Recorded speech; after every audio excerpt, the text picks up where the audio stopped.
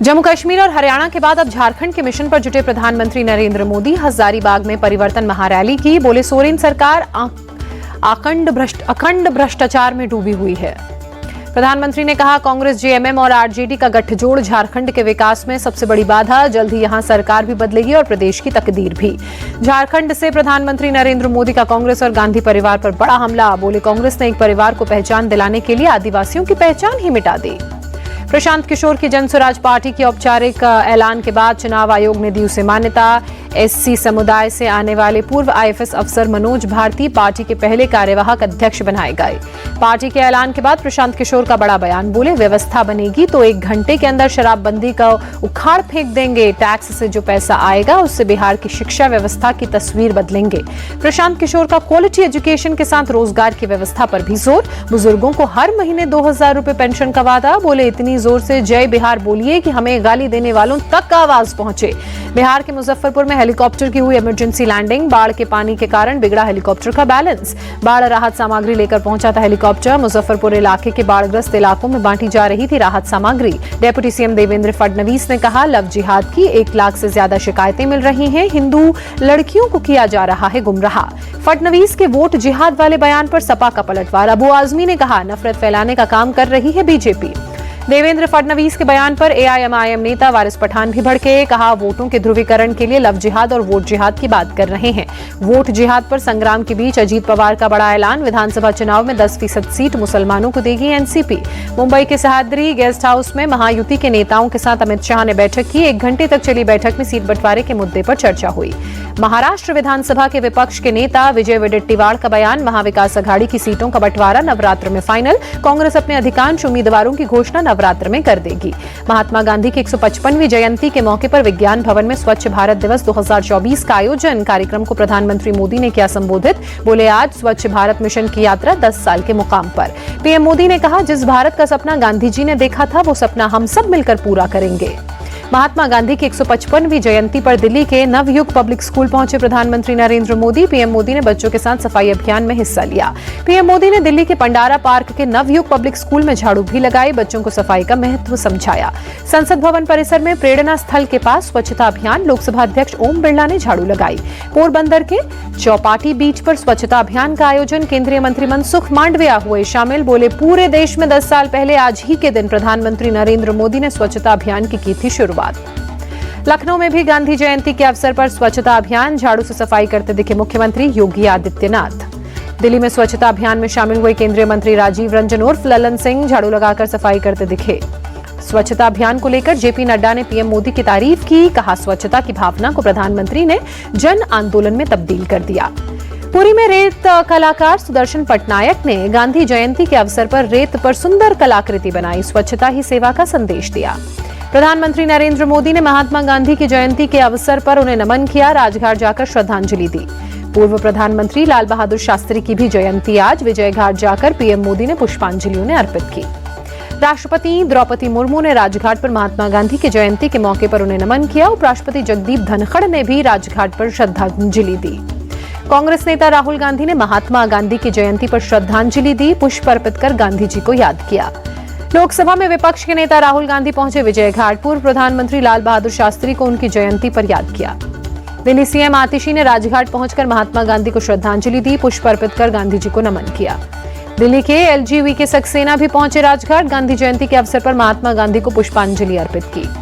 महात्मा गांधी की जयंती पर लखनऊ में मुख्यमंत्री योगी आदित्यनाथ ने श्रद्धांजलि दी। मंत्रिमंडल के सहयोगियों के साथ गांधी प्रतिमा पर पुष्प अर्पित किए। जयपुर में राज्य सचिवालय में महात्मा गांधी की जयंती के अवसर पर श्रद्धांजलि कार्यक्रम का आयोजन। मुख्यमंत्री भजनलाल शर्मा ने दी श्रद्धांजलि।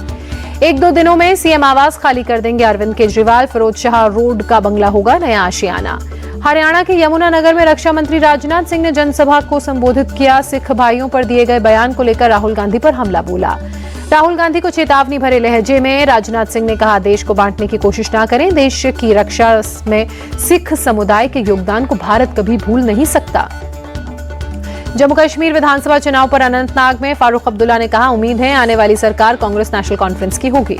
फडणवीस के वोट जिहाद वाले बयान पर सुप्रिया सुले ने तंज कसते हुए कहा, यह बहुत दुर्भाग्यपूर्ण है कि जिस व्यक्ति के पास विकास का कोई एजेंडा नहीं उसे इस तरह के बयान देने पड़ रहे हैं। राहुल गांधी के जलेबी वाले बयान पर बीजेपी ने चुटकी ली। केंद्रीय मंत्री रवनीत सिंह बिट्टू ने कहा, राहुल बताएं कौन सी जलेबी फैक्ट्री में बनती है। नागपुर में नितिन गडकरी ने पढ़ाया गांधीगिरी का पाठ। कहा, जो लोग पान मसाला गुटखा खाकर सड़क पर थूकते हैं उनकी फोटो निकालकर अखबार में छापनी चाहिए। रोहतक की सुनारिया जेल से बाहर आया डेरा प्रमुख गुरमीत राम रहीम, 20 दिन की मिली है पैरोल। राम रहीम की पैरोल पर हरियाणा चुनाव आयोग के नोडल अधिकारी मनीष कुमार लोहान ने कहा, यदि कोई शर्त टूटती है तो पैरोल रद्द होगी। गुरमीत राम रहीम के पैरोल पर संजय राउत ने उठाए सवाल। पूछा, एक बलात्कारी हत्यारा कितनी बार पैरोल पर आ सकता है, वो भी चुनाव के वक्त। अब तक 8 बार पैरोल पर छोड़ा गया है राम रहीम। लखनऊ के हजरतगंज स्थित दक्षिण मुखी हनुमान मंदिर में जल्द हटाई जाएगी साईं की प्रतिमा। आस्था का ख्याल रखते हुए पूरे सम्मान के साथ हटाई जाएगी मूर्ति। दिल्ली पुलिस के निषेधात्मक आदेशों को सुप्रीम कोर्ट में चुनौती। रामलीला आयोजक और कालकाजी मंदिर के पुजारी ने दी याचिका। धारा 163 लागू होने से त्योहारों में आएगी बाधा।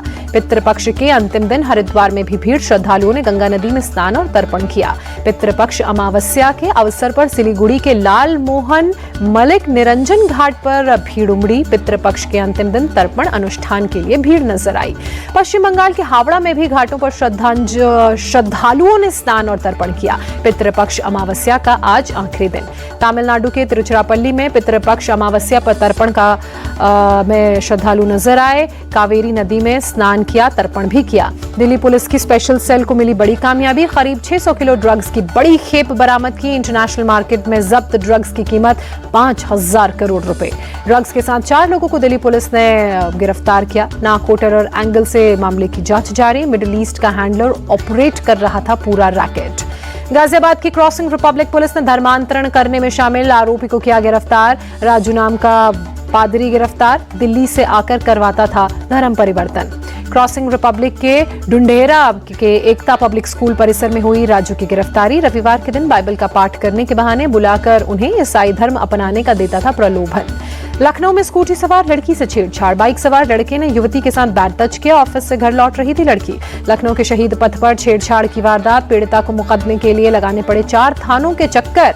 उत्तर प्रदेश के शामली में बैंक में दिन दहाड़े लूट। तमंचे की नोक पर बदमाशों ने 40 लाख लूटे। दोनों हाथ में तमंचा लेकर बैंक में घुसा बदमाश। अक्षय शिंदे एनकाउंटर मामले में महाराष्ट्र सरकार ने जांच आयोग का गठन किया। इलाहाबाद हाईकोर्ट के retired chief justice Dilip Bhosale करेंगे मामले की जांच। 3 महीने में जांच रिपोर्ट देगा आयोग। मेरठ पुलिस ने अवैध डीजल पेट्रोल के गोदाम पर छापा मारा। भारी मात्रा में कैंस में रखा हुआ था तेल। ब्रह्मपुरी क्षेत्र के अंजुम पैलेस के निकट छापेमारी। अवैध गोदाम में होता था तेलों में मिलावट का धंधा। पेट्रोल पंप में बेचे जाते थे इस मिलावटी तेल को। पुलिस के पहुंचते ही अवैध तेल कारोबार से जुड़े लोग मौके से हुए फरार। कोयम्बटूर में ईशा फाउंडेशन के आश्रम में तलाशी अभियान आज भी जारी। मद्रास उच्च न्यायालय ने फाउंडेशन के खिलाफ दर्ज कराई आपराधिक मामलों पर मांगी है रिपोर्ट। ईशा फाउंडेशन ने किसी व्यक्ति पर विवाह या भिक्षु बनने के लिए दबाव डालने से इनकार कर कहा, कोर्ट से सच्चाई सामने आएगी और सभी अनावश्यक विवादों का अंत होगा। उत्तर प्रदेश के सिद्धार्थनगर में स्कूल प्रिंसिपल का दिखा अमानवीय चेहरा। फीस जमा नहीं करने की वजह से बच्चों को धूप में किया बहुत देर खड़ा। स्कूल प्रिंसिपल ने बच्चों का वीडियो बनाकर सोशल मीडिया पर शेयर किया। बच्चों का वीडियो वायरल होने के बाद प्रधान अध्यापक के खिलाफ लोगों में नाराजगी। स्कूल के प्रधानाचार्य ने बाद में अपनी गलती मानी। कहा, मैंने फीस के लिए पेरेंट्स ग्रुप में डाला था वीडियो। बच्चों को परेशान करना मेरा मकसद नहीं था। गोविंदा को परसों अस्पताल से किया जाएगा डिस्चार्ज। पत्नी सुनीता आहूजा ने कहा, सभी के आशीर्वाद से वो ठीक हो गए हैं। मैं प्रशंसकों से कहना चाहूंगी कि वो घबराए नहीं। मुंबई में नमो Bharat, walk for courage, walk for service, walk for heritage का आयोजन। अभिनेत्री तृप्ति डिमरी ने किया ramp walk. Indian minorities foundation के कार्यक्रम में अभिनेता कार्तिक आर्यन शामिल हुए। इवेंट में कार्तिक आर्यन रैंप पर वॉक करते नजर आए। बांग्लादेश का क्लीन स्वीप करने के बाद team India world test championship की रैंकिंग में टॉप पर बरकरार। WTC के फाइनल में पहुंचने के लिए अब भारत को 8 में से सिर्फ जीतने होंगे 4 मुकाबले। पत्नी और दोस्तों के साथ नागपुर पहुंचे क्रिकेटर सचिन तेंदुलकर। चंद्रपुर के ताडोबा में जंगल सफारी करने के लिए हुए रवाना। कार खुद एयरपोर्ट से ड्राइव करते हुए नजर आए सचिन।